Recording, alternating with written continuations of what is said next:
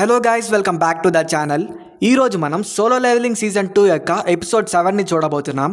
Video చాలా ఇంట్రెస్టింగ్గా ఉండబోతుంది. సో ప్లీజ్ ఈ వీడియోని లైక్ చేయండి. మీరు లైక్ చేయడం వల్ల నాకు చాలా బూస్టప్ అయితే వస్తుంది అండ్ దానివల్ల మీకోసం ఇంకా కొన్ని మంచి వీడియోస్ తీసుకొని వస్తాను. సో ప్లీజ్ వీడియోని లైక్ చేయండి అండ్ అలాగే ఛానల్ని సబ్స్క్రైబ్ చేసుకొని వాళ్ళు ప్రతి ఒక్కరు కూడా సబ్స్క్రైబ్ చేసుకోండి. మీకు వీడియో నచ్చినా నచ్చకపోయినా బాగుంది లేదా బాగాలేదు అని ఒక చిన్న కామెంట్ అయితే చేసేసేయండి. నేను చాలా హ్యాపీగా ఫీల్ అవుతాను. అండ్ ఇంకా ఏమాత్రం లేట్ చేయకుండా వీడియోని అయితే కంటిన్యూ చేద్దాం.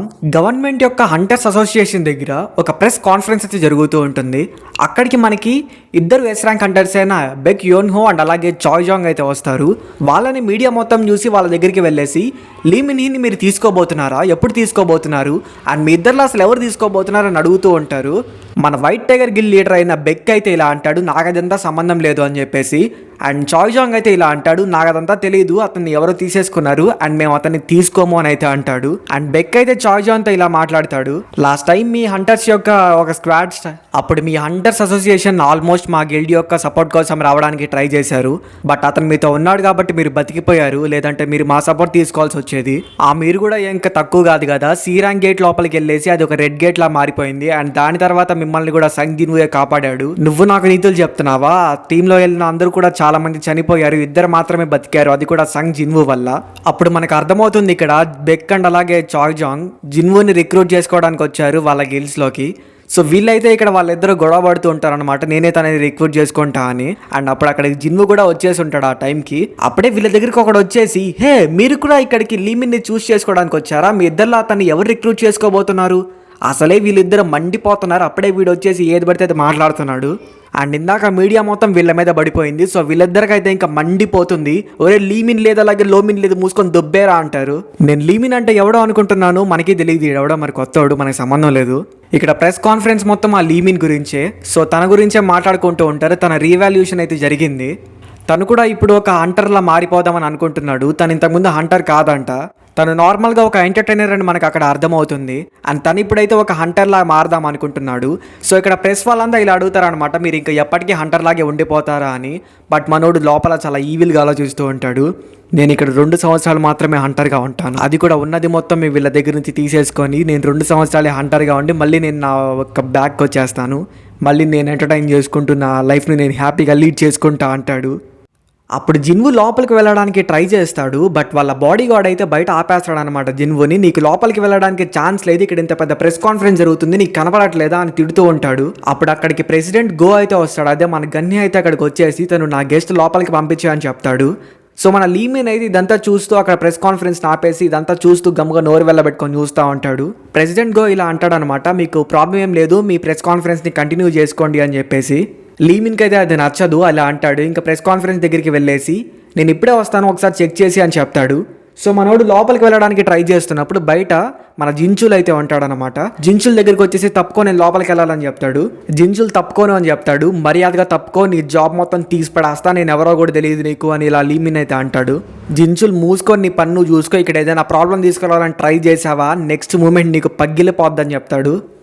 ఇంకా లోపల చూసుకుంటే ప్రెసిడెంట్ గో అయితే జిన్వుని తీసుకొని లోపలికి వెళ్ళిపోతాడు. అండ్ అక్కడ ఇద్దరు ఎస్ ర్యాంక్ హంటర్స్ అయిన బెక్ అండ్ చాయ్ జాంగ్ అయితే జిన్వు కోసం వచ్చి ఉంటారు. రీఎవాల్యూషన్ హాల్ లోపలికి తీసుకొని వెళ్ళి అక్కడ జిన్వుని తన యొక్క పవర్ చూపిమని చెప్తారు. జిన్వు అయితే ఒక షాడో సోల్జర్ని సమన్ చేస్తాడు.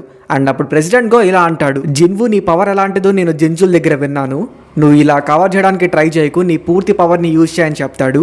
సో ఇంకా జిన్వు ఇంకా తప్పదు, ఇంకా వీళ్ళకి తెలిసిపోయిందని చెప్పేసి తన పవర్ని అయితే యూజ్ చేస్తాడు. చాలా షాడో సోల్జర్స్ అయితే వస్తాయి అండ్ ఈ మూమెంట్ అయితే చాలా బాగుంటుంది. అండ్ దెబ్బకి ఇక్కడ బెక్ అండ్ అలాగే చాయ్ జాంగ్ అండ్ అలాగే ప్రెసిడెంట్ గో షాక్లో ఉండిపోతారు. జిన్వు ఇంకా 100 ఎక్స్ట్రా షాడో సోల్జర్స్ని సమన్ చేయగలను అని చెప్తాడు. బెక్ అండ్ చాయ్ జాంగ్ అయితే లోపల ఉండరు అనమాట, వాళ్ళు బయట ఉంటారు. జస్ట్ జిన్వు యొక్క పవర్ ప్రెజెన్స్ అయితే బయటికి వెళ్తుంది. అండ్ దాన్ని చూసి అక్కడ బెక్ అండ్ చాయ్ జాంగ్కి ఉచ్చ పడిపోతుంది జిన్వు పవర్ని చూసి. అండ్ ఫైనల్గా జిన్వుకి అయితే ఎస్ ర్యాంక్ హంటర్ లైసెన్స్ వచ్చేస్తుంది. Jinwoo 10th S rank hunter అయినందుకు ప్రెసిడెంట్ గో కంగ్రాచులేట్ చేస్తాడు. అండ్ బయట బెక్ అండ్ చాయ్ జాంగ్ జిన్వుకి కంగ్రాచులేషన్స్ చెప్పి నువ్వు మా గిల్లో జాయిన్ అవుతావా, మీకు మంచి ఆఫర్స్ ఇస్తామని చెప్తారు. బట్ జిన్వు అదంతా ఏం వినకుండా నాకు పనుంది త్వరగా వెళ్ళాలని చెప్పేసి అక్కడి నుంచి బయటికి వెళ్ళిపోతాడు. బయటికి వెళ్ళి చూస్తే అక్కడ జిన్వు ముందర మీడియా మొత్తం వచ్చి ఉంటుంది. Jinwoo 10th S rank Hunter అయినట్టు టీవీలో అయితే మొత్తం ప్రచారం వచ్చేస్తుంది. మొత్తం సౌత్ కొరియా మొత్తానికి తెలిసిపోతుంది Jinwoo 10th S rank Hunter అని చెప్పేసి. అండ్ తన సిస్టర్ జిన్నా కూడా తెలిసిపోతుంది. అండ్ లాస్ట్ ఎపిసోడ్లో ఒకడు జిన్వు క్రిమినల్ అని చెప్పేసి బ్లేమ్ చేస్తూ ఉంటాడు. వాడు కూడా ఇది చూసి ఉచ్చా పోసుకుంటాడు. అండ్ జూహే కూడా ఇది గమనిస్తుంది. అండ్ అలాగే వాళ్ళ స్ట్రైక్ స్క్వాడ్ టీంలో అయితే ఎవరెవరు ఉన్నారో వాళ్ళందరూ చూస్తారు. అండ్ చాహే కూడా ఇది చూస్తుంది. అండ్ ఇప్పుడు జిన్వు ముందర ప్రెస్ కాన్ఫరెన్స్ మొత్తం ఉంటుంది. జిన్వుని క్వశ్చన్స్ అడుగుతున్నాయి, మీ పవర్ ఏంటి, అసలు మీరు ఎందుకు 10th ఎస్ ర్యాంక్ హంటర్ అయ్యారని చెప్పేసి. అండ్ ఆ లీ మిన్నిన్ అయితే ఇలా అనుకుంటూ ఉంటాడు, అసలు ఏం జరుగుతుందిరా ఇక్కడ అని చెప్పేసి. అండ్ సీన్ కట్ చేస్తే జిన్హో వాళ్ళ నాన్నతో మాట్లాడుతూ ఉంటాడు, నన్ను క్షమించండి, నేను జిన్వుని రిక్రూట్ చేసుకోలేకపోయాను. తనకి పర్సనల్ వర్క్స్ చాలా ఉన్నాయి. అండ్ ప్రెజెంట్ అయితే తను ఏ ఆర్గనైజేషన్లో కూడా జాయిన్ అయ్యే సిచ్యువేషన్లో లేడు అని చెప్తాడు. జిన్హో అయితే జిన్వుని అర్థం చేసుకుంటాడు. ఇంకోవైపు అయితే వాళ్ళ డాడీ మాత్రం నువ్వే రిక్రూట్ చేసుకుంటా అంటావు, నువ్వే లేదంటావు, ఏది అంటాడు. నన్ను క్షమించండి అని చెప్పేసి జిన్హో అంటూ ఉంటాడు. అండ్ అలాగే తనకి జిన్వుతో ఉన్న మూమెంట్స్ అన్నీ కూడా గుర్తు వస్తాయి. అలాగా తను జిన్వుతో వర్క్ చేద్దామని అయితే అనుకుంటాడు. సో అందుకే జిన్హో వాళ్ళ డాడీతో చెప్పేస్తాడు, నేను జిన్వుతో పాటు వర్క్ చేయాలనుకుంటున్నాను, నేను తనతో ఉంటేనే పవర్ఫుల్గా మారుతా, అండ్ అలాగే నా కెరియర్ కూడా మారిపోతుంది అని చెప్తాడు. సీన్ కట్ చేస్తే ఇంకోవైపు జిన్వు దగ్గర బెక్ అండ్ అలాగే చాయ్జాంగ్ ఉంటారు. అండ్ బెక్ అయితే జిన్వుతో ఇలా అంటాడు, నేను నిన్ను కాపాడుతాను ఈ ప్రెస్ నుంచి, నువ్వు జాగ్రత్తగా మీ ఇంటికి వెళ్ళిపోవచ్చు అని చెప్తాడు. ఏం పర్లేదు నేను చూసుకోగలనని అయితే అక్కడి నుంచి మాయమైపోతాడు. సో దెబ్బకి అక్కడ చాయ్జాంగ్కి మైండ్ పోతుంది.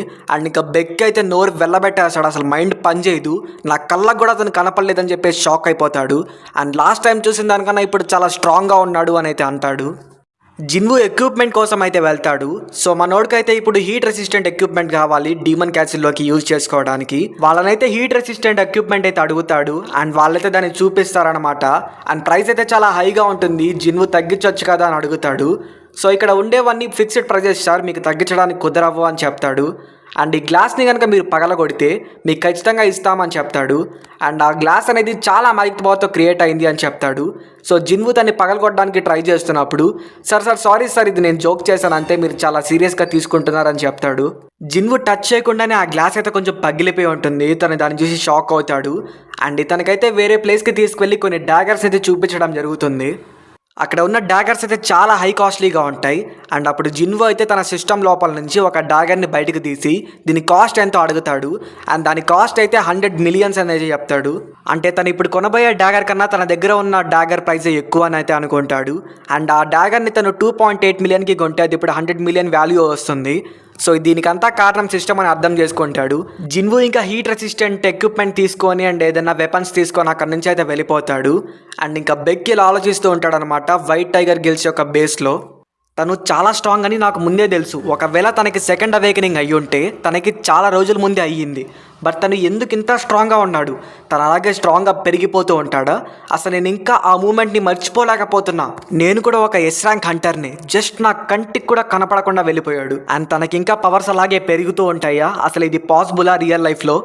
ఇంకోవైపు చూస్తే జిన్వుని తిడుతూ ఉంటుంది, అసలు నీ వల్ల నేను స్కూల్కి వెళ్ళకపోతున్నా, మొత్తం ప్రెస్ కాన్ఫరెన్స్ మొత్తం ఇక్కడికే వచ్చేస్తుంది. జిన్వు అప్పుడు ఇలా అంటాడు, నేను ఒక 1 వీక్ మళ్ళీ బయటికి వెళ్తున్నాను అని చెప్తాడు. జిన్నా వచ్చేసరికి ఏంటి మళ్ళీ వెళ్తున్నావు, అసలు ఎక్కడికి వెళ్తున్నావు? అప్పుడే జిన్హో అక్కడికైతే వస్తాడు. అండ్ తను అప్పుడు జిన్హో వచ్చినప్పుడు జిన్వు ఇలా అంటాడనమాట, సో నేను ఇతనితోనే వెళ్ళబోతున్నా బయట 1 వీక్ ట్రిప్కి అని చెప్పేసి. అండ్ జిన్హో అయితే చాలా తేడాగా చూస్తూ ఉంటాడు. సో జిన్వుని చూసిన తర్వాత జిన్హో నార్మల్గా నేనే జిన్వుతో పాటు వెళ్తున్నాను అని చెప్తాడు. అందరు నిద్రపోతున్నప్పుడు జిన్వు లేచి తన షాడోస్లో కొన్ని షాడోస్ని సమన్ చేస్తాడు. అండ్ కార్గల్యాన్ యొక్క మెయిన్ షాడోస్ని ఇక్కడ సమన్ చేస్తాడనమాట. అండ్ వాళ్ళల్లో 4 ఉన్నారు కదా, మీరు 3 ఉన్నారేంటి అని అడుగుతాడు. అండ్ అప్పుడు అర్థమవుతుంది వాళ్ళలో ఒక హైఆర్క్ని పైనేసి కొట్టేస్తాడు. సో దానివల్ల దాన్ని ఎక్స్ట్రాక్ట్ చేయలేకపోతాడు. సరే పర్లేదులే మీరు కూడా స్ట్రాంగే అని చెప్పేసి వాళ్ళల్లో ఒకరిని జిన్నాని చూసుకోమని చెప్తాడు. అండ్ ఇంకా తన షాడో సోల్జర్స్ మొత్తాన్ని సమన్ చేసి ఇంకా ప్యాట్రోలింగ్ స్టార్ట్ చేద్దామని చెప్తాడు. సో ఆ ఊళ్ళో మొత్తాన్ని తన షాడో సోల్జర్స్ని పెట్టేస్తాడనమాట. ఇది కూడా హ్యూమన్ సర్వీసింగ్ లాంటిదే అని చెప్తాడు. అక్కడ నుంచి అప్పుడే ఒక యాంట్ లాంటిది వెళ్తూ ఉంటుంది. ఇది మన జిన్వు అయితే గమనించాడు. నెక్స్ట్ డే మార్నింగ్ అయితే జిన్హోతో పాటు కలిసి జిన్వు బయటికి వెళ్తాడు. జిన్హో నైట్ నిద్రపోనిచ్చినందుకు థ్యాంక్ యూ అని చెప్తాడు. సో ఇలా జిన్హో బయటకు వచ్చేసాడని చెప్పేసి జిన్వుకి అయితే తెలియదు. ఇంకా జిన్హో ఎక్కడికి వెళ్తున్నావు అని అడిగితే నేను ఇంకా స్ట్రాంగ్ అవ్వాలనుకుంటున్నా అని చెప్తాడు. అండ్ ట్రైనింగ్ అయితే వెళ్తున్నా అంటాడు. నువ్వు ఆల్రెడీ ఒక ఎస్ ర్యాంక్ అంటారు, ఇంకా ఎంత ట్రైన్ అవుతావని అయితే అడుగుతాడు. సరేలే నీ ఇష్టం వెళ్ళు అని చెప్తాడనమాట. అండ్ సీన్ కట్ చేస్తే జిన్వు డీమన్ క్యాసిల్ లోపలికి వెళ్ళిపోతాడు. ఇంకా ఈ డీమన్ క్యాసిల్ మొత్తం మందే, నా దగ్గర మొత్తం హీట్ ఎక్విప్మెంట్ మొత్తం ఉందని అయితే అంటాడు. అండ్ సిస్టమ్ అప్పుడే తనకు ఒక క్వెస్ట్ అయితే వస్తుంది. అక్కడ డీమన్ మోనార్క్ ఉన్నాడు, తనని డిఫీట్ చేయాలని చెప్పేసి. ఇంతకుముందు నేను 76th లెవెల్లో ఉన్నాను, నన్ను అక్కడికి తీసుకెళ్ళు అని అయితే చెప్తాడు. అండ్ మొత్తానికి డీమన్ క్యాసిల్కి అయితే వచ్చేసా అంటాడు. అండ్ జిన్హో వాళ్ళ డాడీ అయితే ఇలా అంటూ ఉంటాడనమాట, జిన్హో ఇలా బయటికి వెళ్ళిపోయాడు అని చెప్పేసి. అలా తను మాట్లాడుతూ కింద పడిపోతాడు సడన్గా. సీన్ కట్ చేస్తే పెద్ద పెద్ద మాన్స్టర్స్ అయితే జిన్వు ఉన్న డీమన్ క్యాసిల్లో తిరుగుతూ ఉంటాయి. జిన్వు అయితే ఇప్పుడు బయటికి కార్గల్ గాన్ని పిలుద్దాం అనుకుంటాడు. అదే మన ఫ్యాంగ్ని బయటకు పిలిచేసి ఆ మాన్స్టర్ యొక్క సైజులోకి అయితే కార్గల్ గాన్ని మారుస్తాడు. అదే మన ఫ్యాంగ్ని మారుస్తాడు.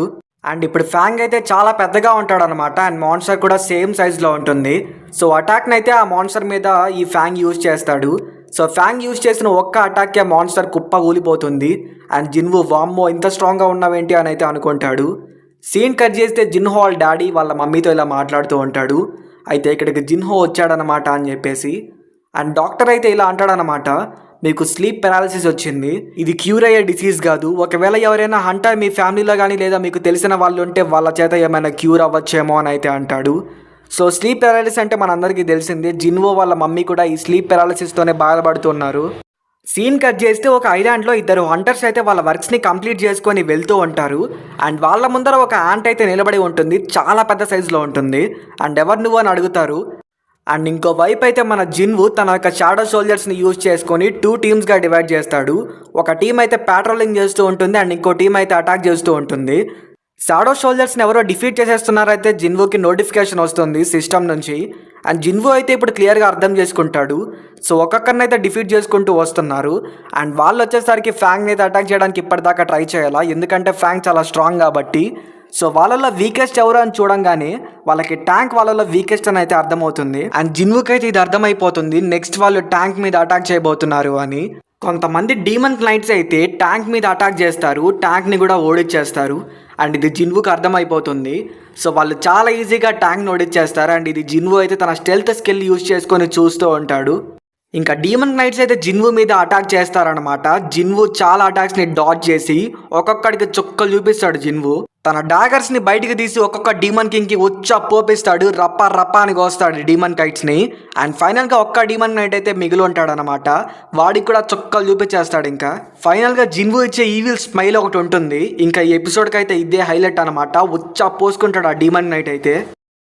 ఎపిసోడ్ అయితే కంప్లీట్ అయిపోయింది గైస్. ఎక్స్ప్లెనేషన్ మీకు ఏ మాత్రం నచ్చినా ప్లీజ్ ఛానల్ని సబ్స్క్రైబ్ అవ్వండి. అండ్ అలాగే ఈ వీడియోని తప్పకుండా లైక్ చేయండి, మీరు లైక్ చేస్తేనే నాకు బూస్టప్ వస్తుంది.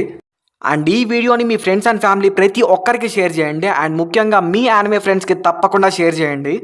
అండ్ అలాగే మరిన్ని వీడియోస్తో మీ ముందుకైతే వస్తాను. అండ్ అలాగే బ్లాక్ క్లోవర్ ఎక్స్ప్లెనేషన్ కూడా కంటిన్యూ అవుతుంది, అది కూడా కంటిన్యూ చేద్దాం. ఇంకా వీడియోస్ అయితే ఎటువంటి పరిస్థితుల్లో లేట్ అవ్వు. సో మరి ఉంటాను, మరి bye bye, meet you in the next video.